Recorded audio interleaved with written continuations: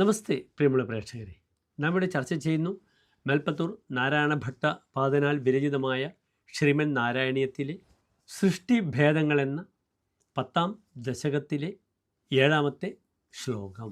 തസ്യാധ സർഗരസികസ്യ മരീചിരത്രിഃ തത്രാങ്കിതഃ ക്രതുമുനി പുലഃ പുലസ്ത്യഃ അംഗാദജായത ഭൃഗുശ്ച വസിഷ്ഠദക്ഷൗ ശ്രീനാരദശ്ച ഭഗവൻ ഭവദംഘ്രിദാസഃ. ഇനി പ്രസ്തുത ശ്ലോകത്തിൻ്റെ പദച്ഛേദം ശ്രദ്ധിക്കുക.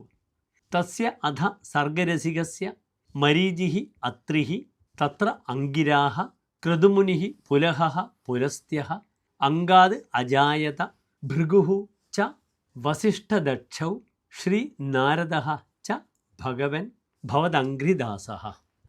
ഇനി പ്രസ്തുത ശ്ലോകത്തിൻ്റെ അന്വയമാണ് നാം ചർച്ച ചെയ്യുന്നത്. ശ്രദ്ധിക്കുക.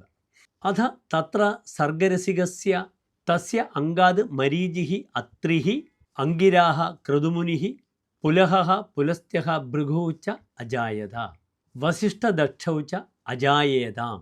ഹേ ഭഗവൻ, ഭവദംഘ്രിദാസഃ ശ്രീ നാരദഃ ച അജായത.